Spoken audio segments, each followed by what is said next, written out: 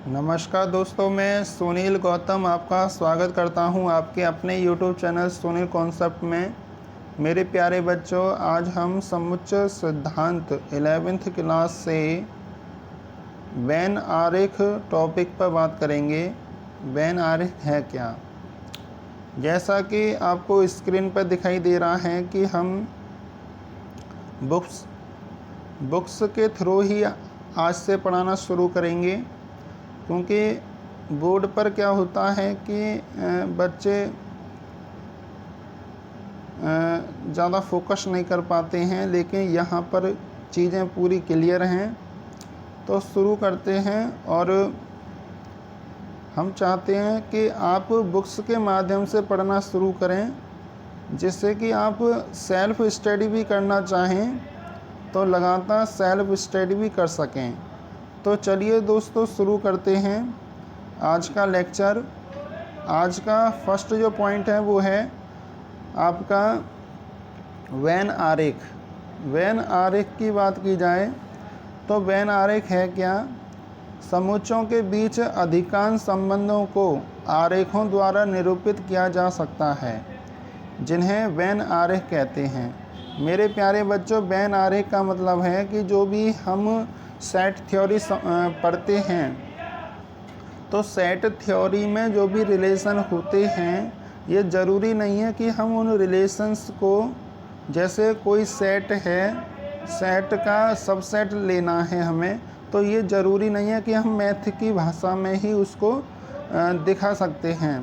हम किसी भी भाषा, मतलब हम एक संकेत भाषा में भी उनको दिखा सकते हैं, जिनको अधिकांश आरेख कहते हैं। तो आरेखों के रूप में यदि हम समुच्चयों को परिभाषित करें या फिर कहें आरेखों की सहायता से उन संबंधों को दिखाने की कोशिश करें, तो ये आरेख ही वेन आरेख कहलाते हैं।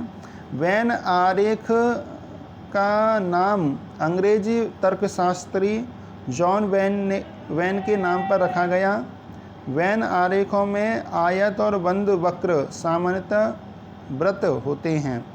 होता क्या है कि जितने भी वेन आरेख होते हैं उनको यदि हम दिखाएं तो सामान्यतः एक तो आयत का काम करेगा और एक आयत का काम करेगा और एक सर्कल का काम करेगा। ये जो आयत है ये यूनिवर्सल सेट का काम करता है, और ये जो वृत्त है ये उपसमुच्चय का काम करते हैं।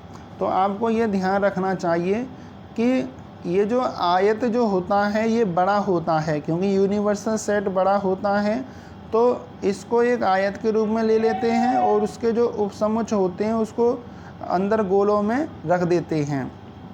तो जैसे आप देख पा रहे हैं स्क्रीन पर कि यहाँ पर एक ये आयत है यू, ये जो लिखा हुआ है यू, ये एक आयत है। आयत के अंदर ये सर्कल है ए।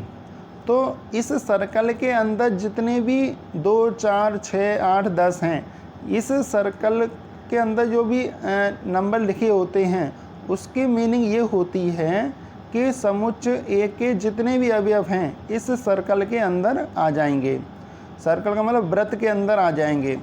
और ये जो यूनिवर्सल सेट की बात कर रहे हैं, मतलब ये जो आयत की बात जो कर रहे हैं आप, आयत के अंदर आप देख पा रहे हैं 1 भी है, 2 भी है, 3 भी है, 4 भी है, 5 भी है, 6 भी है, 7 भी है, 8 भी है, 9 भी है और 10 भी है। तो ये जो आयत है, आयत के अंदर जितने भी अवयव हैं ये यूनिवर्सल सेट का काम करते हैं। इस वजह से इन्होंने लिख दिया है यू जो है वो कर्ली ब्रैकेट में 1, 2, 3 कहाँ तक गया है? 10 तक गया है। और ये क्या है? सार्वत्रिक समुच्चय है, मतलब यूनिवर्सल सेट है। दूसरी बात, अब इस ए के अंदर कितने अवयव हैं? तो ए के अंदर 2, 4, 6, 8 हैं। तो इस वजह से जो ए को रिप्रेजेंट कर रहा है 2, 4, 6, 8। तो अब हम ये कह सकते हैं कि 2, 4, 6, 8 यूनिवर्सल सेट में भी तो अवयव हैं, तो ए जो है वो उपसमुच्चय का काम करेगा, किसका? यू का। बात समझ पाए? फिर आगे बढ़ते हैं और अब बात आती है, जैसे आकृति 1.3 की बात करें तो आकृति 1.5 में देखोगे आप तो क्या लिखा हुआ है कि यहाँ पे ये देखोगे यहाँ पे ये जो है आपका, तो यहाँ u जो है आपका, सॉरी, ये जो u है, u के अंदर ए भी सर्कल है और बी भी सर्कल है। तो आप देख पा रहे हैं कि ए जो सर्कल है उसके अंदर बी भी सर्कल है। ये जो ए सर्कल है इसके अंदर कौन सा है, बी सर्कल है। तो बी के जो अवयव हैं वो कौन कौन से हैं, 4 और 6 हैं, और ए के अवयव हैं 2, 4, 6, 8, 10। तो इस हिसाब से हम कह सकते हैं कि बी जो है ए का उपसमुच्चय है, जैसा कि नीचे लिखा है। यू, इसमें यू का काम कर रहा है 1, 2, 3, 10 तक, तो ये यूनिवर्सल सेट हो गया। और दूसरा ए के अवयव कितने हैं, 2, 4, 6, 8, 10। बी के अवयव कितने हैं, 4, 6।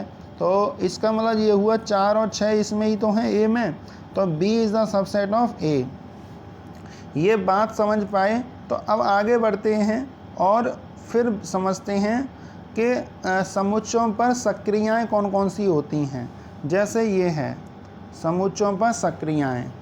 पिछली कक्षाओं में हम सीख चुके हैं कि संख्याओं का योग, अंतर, गुणा, भाग की सक्रियाएँ किस प्रकार संपन्न की जाती हैं। इनमें से प्रत्येक सक्रिया को 2 संख्या में संपन्न किया गया था, जिसे एक अन्य संख्या प्राप्त हुई थी।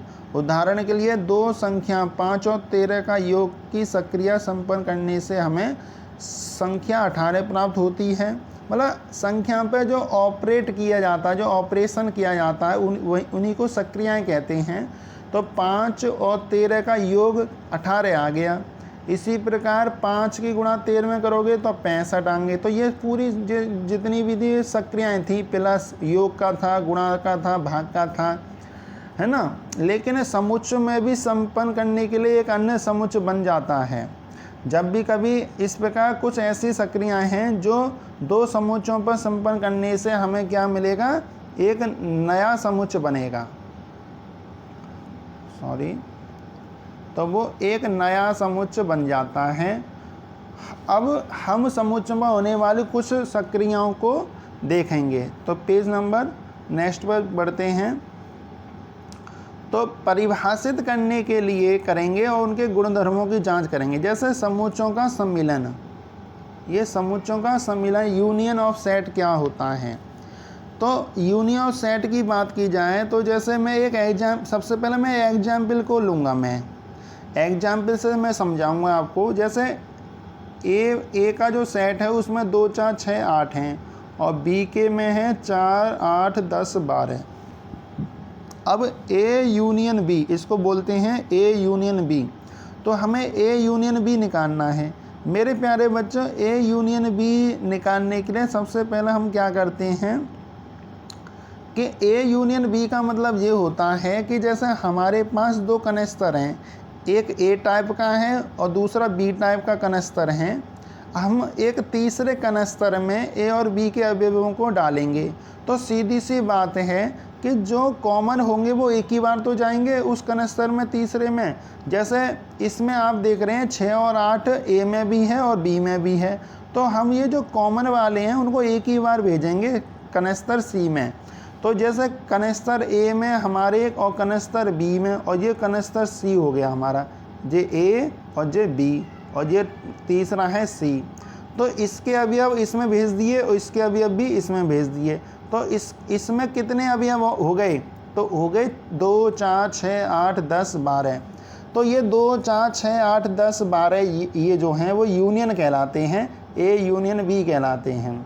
तो आप बात समझ पाए। तो इसके ए यूनियन बी में कितने होंगे, 2 होंगे, 4 होंगे, 6 होंगे, 8 होंगे, 10 होंगे और 12 होंगे। ठीक इसी प्रकार अब जैसे इसको रफ कर देते हैं पहले,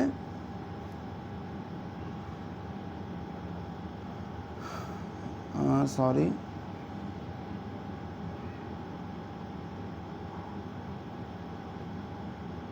ये कट कर दिया।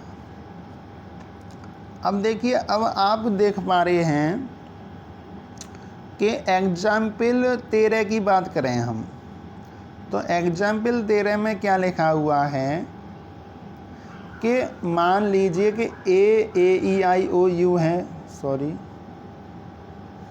मान लीजिए ए ई आई ओ यू है और बी कितना है ए आई यू है, तो हमें दर्शाना है कि ए यूनियन बी। सीधी सी बात है कि ए और बी को दोनों को मिला लोगे तो आप देख रहे हैं कि ए आई यू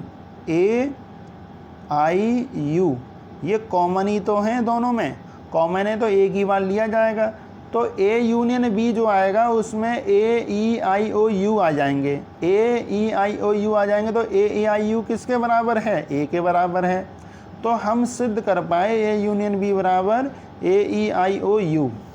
तो बात यहाँ पर ये हुई फिर कि यदि और देखोगे कि इसके पूरे के पूरे अवयव इसमें हैं, तो इसके पूरे के पूरे अवयव जब इसमें हैं तो बी जो होगा वो एक सबसेट होगा किसका, ए का। जब बी सबसेट हो ए का तो ए यूनियन बी कितने के बराबर होता है, ए के बराबर होता है। बात समझ पाए। तो अब देखो डेफिनेशन पे आते हैं। डेफिनेशन क्या कहती है, डेफिनेशन कहती है कि ए और बी कोई दो समुच्चय हैं। ए और बी का सम्मिलन वह समुच्चय है जिसमें ए के सभी अवयवों के साथ बी के भी सभी अवयव हों तथा उभयनिष्ठ अवयवों को एक बार लिया गया हो, तो इसको यू से सम्मिलित किया जाता है। तो इनके कहने का मतलब ये है कि यदि दो सेट हैं हमारे ए और बी में कुछ उभयनिष्ठ हैं, कुछ कॉमन हैं, तो उनको सिर्फ एक बार लेना है मेरे प्यारे बच्चों। ये नहीं है कि दोनों ए में जो दो हैं और बी में भी दो हैं तो उनको दो दो लिख दोगे, नहीं। एक मतलब क्योंकि समुच्चय का सिद्धांत कहता है कि किसी भी अवयव को एक ही बार लिखते हैं, तो हम दोनों में बेशक दोनों में दो दो हैं लेकिन हम लिखेंगे एक ही बार। इस वजह से कॉमन वाली चीज़ को एक ही बार लिखते हैं और जो फिर मिल जाते हैं सभी अवयव मिलाने के बाद जो समुच्चय बनता है उसको यूनियन कहते हैं। तो ए यूनियन बी हो गया, क्योंकि यूनियन का मतलब ही यही होता है यूनिटी में रहना। तो दो परिवार के लोगों को एक घर में शिफ्ट करने की घटना जो होती है उसी को यूनियन कहते हैं। चलिए बच्चों फिर बढ़ते हैं आगे, नेक्स्ट टॉपिक की बात करेंगे। और नेक्स्ट क्वेश्चन टॉपिक में क्या होगा, अब चलो नेक्स्ट टॉपिक की जगह पहले एक एग्जाम्पल और समझ लेते हैं ये वाला, क्योंकि एग्जाम्पल समझना बहुत ज़रूरी है। जैसे आप देख पा रहे हैं एग्जाम्पल 14 की बात करते हैं। एग्जाम्पल 14, तो एग्जाम्पल 14 में आप देखोगे 14 में है कि मान लीजिए कि एक्स जो है वो राम, गीता, अकबर कक्षा 11 के विद्यार्थियों का जो विद्यालय की हॉकी टीम में है एक समुच्चय है। तो एक्स में कौन कौन है, राम है, गीता है, अकबर है, और वाई में गीता, डेविड, अशोक है। तो हमें निकालना है कौन सा, एक्स यूनियन वाई। तो आप देख रहे हैं कि एक्स यूनियन वाई निकालना है तो जो कॉमन है उसको एक बार लिखना है और बाकी इसके एक्स के अवयव भी लिख दो और वाई के भी लिख दो। तो कौन कौन सा हो जाएगा, राम हो जाएगा, गीता हो जाएगा, अकबर हो जाएगा, डेविड हो जाएगा, अशोक हो जाएगा। तो राम, गीता, अकबर, डेविड, अशोक, तो ये यूनियन हो गया। ठीक है, अब बढ़ते हैं आगे। अब बात आती है परिभाषा 6 की। दो समुच्चय ए और बी का सम्मिलन समुच्चय वह समुच्चय है जिसमें वे सभी अवयव हैं जो या तो ए में हैं या बी में हैं, उन अवयवों को सम्मिलित करते हुए जो दोनों में हैं। प्रतीकात्मक रूप में इसको ऐसे लिखते हैं, ये ध्यान रखना। ए यूनियन बी बराबर होता है X such that X belongs to A या एक्स बिलोंग्स टू बी। मतलब कि ए यूनियन बी को लिखने का टेक्निक क्या है, एक्स सच दैट एक्स या तो ए का बिलोंग्स करता हो या एक्स बिलोंग्स करता हो बी को। और इसको वेन आरेख की बात की जाए तो वेन आरेख में ऐसे दिखाते हैं, ये ए हो गया और ये बी हो गया, ये दोनों काट रहे हैं तो ये ए यूनियन बी का काम करेगा और ये पूरा यूनिवर्सल सेट हो जाएगा। बात समझ पाए। फिर आगे बढ़ते हैं, नेक्स्ट पेज पर बढ़ते हैं। अब बात आती है कि जो गुणधर्म हैं वो क्या क्या हैं। देखो मेरे प्यारे बच्चों, गुणधर्म की बात की जाए तो ए यूनियन बी को हम बी यूनियन ए भी लिख सकते हैं। दूसरी बात, A union B union C है तो ए यूनियन ब्रैकेट में बी यूनियन सी भी लिख सकते हैं। इसका मतलब ये हुआ कि ए यूनियन बी को बी यूनियन ए लिख सकते हैं, तो क्रम विनिमय नियम लगता है इसमें। ए यूनियन बी ब्रैकेट में फिर यूनियन सी है तो ए यूनियन ब्रैकेट में बी यूनियन सी है तो सहचार्य नियम लगता है। दूसरी बात, यदि ये इम्पोर्टेंट है कि ए यूनियन फाई है तो बराबर ए आता है, ठीक है, क्योंकि फाई क्या है, रिक्त समुच्चय है, तो रिक्त समुच्चय है। उसी प्रकार से ए यूनियन ए होगा तो ए यूनियन ए हमारा क्या आता है, ए आता है, और ए यूनियन फाई ए आता है, और यू यूनियन मतलब यू यूनियन फाई जो होगा वो क्या होगा, यू होगा। तो ये यू का नियम है, ये वर्ग सम नियम है, और ये तत्समक नियम है, तो ये याद कर लेना। फिर बात आती है इंटरसेक्शन ऑफ सेट। अब ये इंटरसेक्शन ऑफ सेट कौन से होते हैं, तो मेरे प्यारे बच्चों इंटरसेक्शन ऑफ सेट वो होते हैं कि यदि दो सेट हैं हमारे पास, उन दोनों सेटों में जो कॉमन अवयव जो होते हैं, उन दोनों कॉमन अवयवों को मिलाकर एक जो सेट बनता है उसी को हम इंटरसेक्शन ऑफ सेट कहते हैं। जैसे आप देख पा रहे हैं कि जैसे एक एग्जाम्पल की बात की जाए, जैसे 14 वाले एग्जाम्पल में देखोगे आप, 14 वाला पीछे जो हमने करवाया था, इसमें आप देखोगे,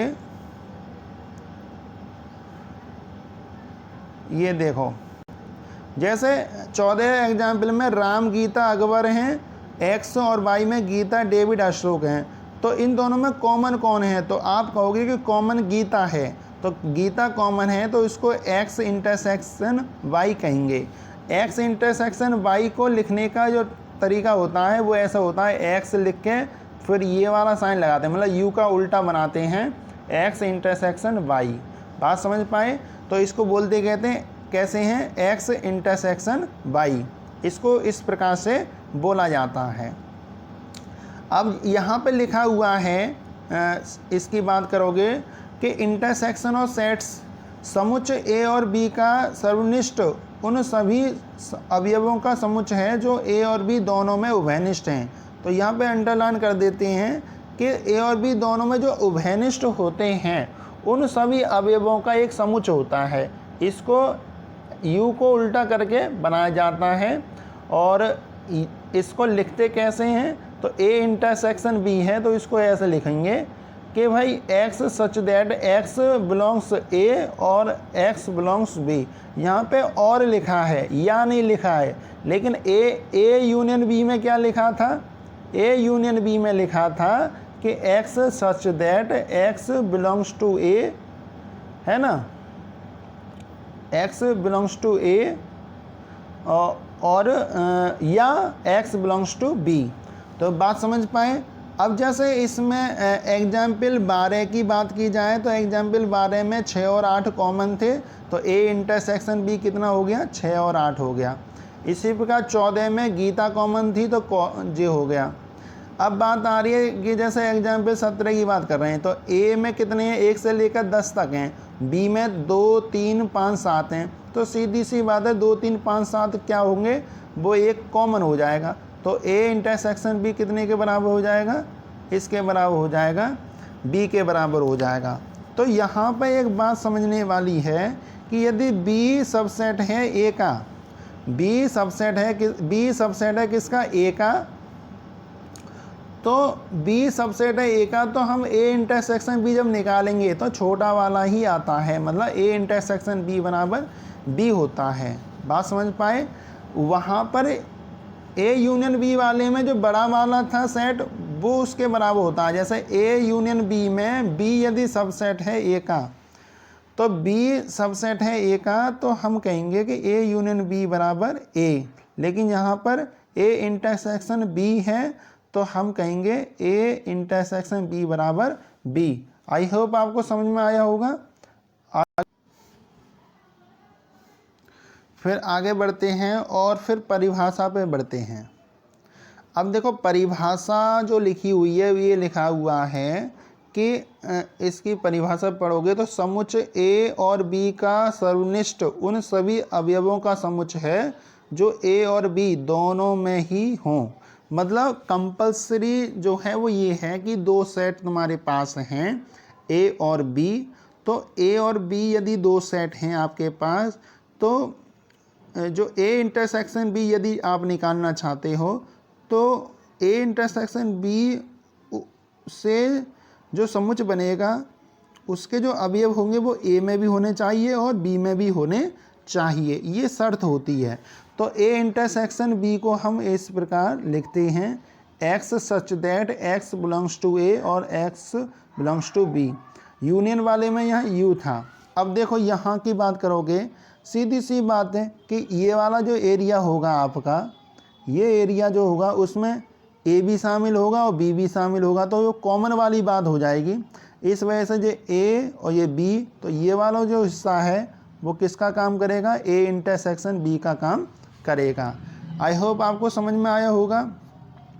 यदि ए और बी ऐसे दो समुच्चय हैं कि ए इंटरसेक्शन बी, अब बात आती है कि कभी कभी क्या होता है कि ए और बी में से कोई कॉमन भी नहीं होता है, तो जब कॉमन नहीं होता है तो ए इंटरसेक्शन बी जो मिलेगा वो एक रिक्त समुच्चय होगा, और जब ये रिक्त समुच्चय होता है तो ए और बी को असंयुक्त समुच्चय भी कहते हैं, जैसे ये लिखा हुआ है।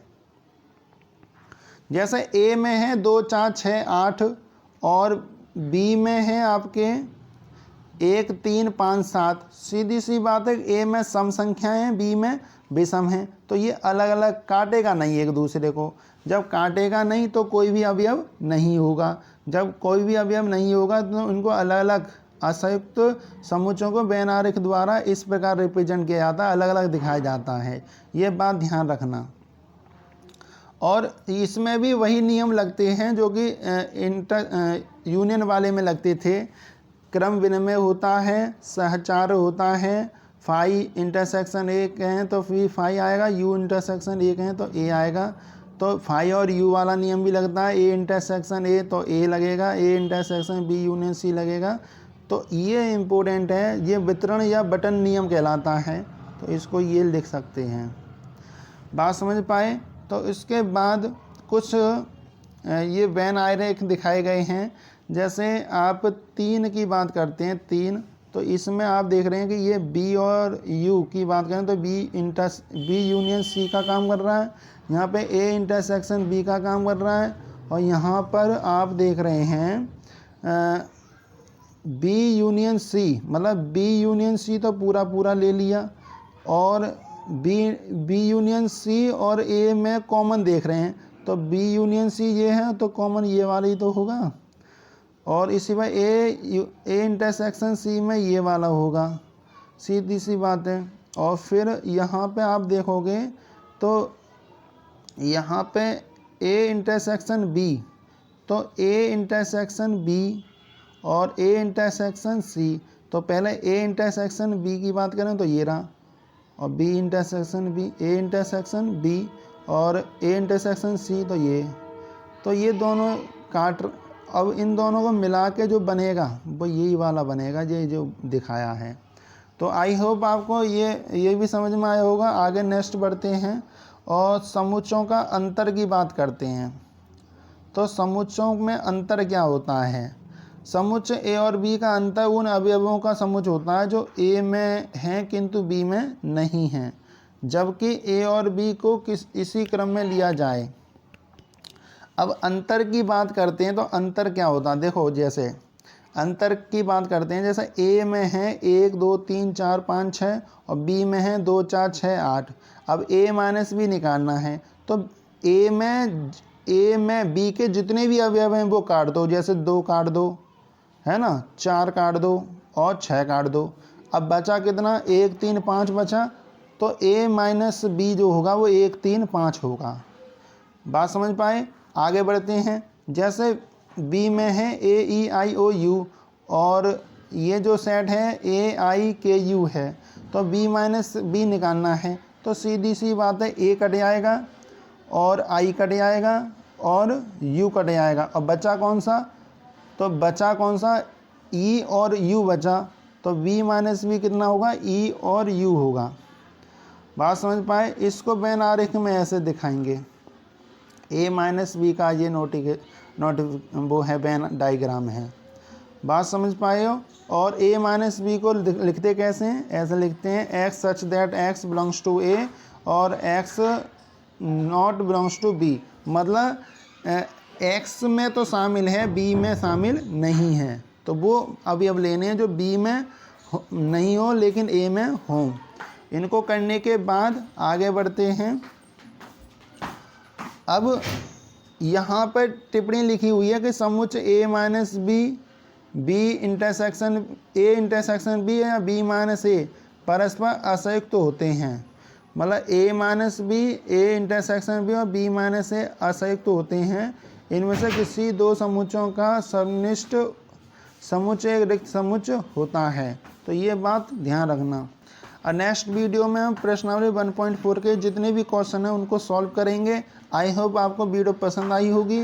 वीडियो पसंद आई हो तो चैनल को लाइक कीजिए, शेयर कीजिए, सब्सक्राइब कीजिए और ज़्यादा से ज़्यादा स्टूडेंट्स में शेयर कीजिए, जिससे कि हम आगे नेक्स्ट वीडियो बनाते रहें और हमें मोटिवेशन मिलता रहे। मिलते हैं नेक्स्ट वीडियो में।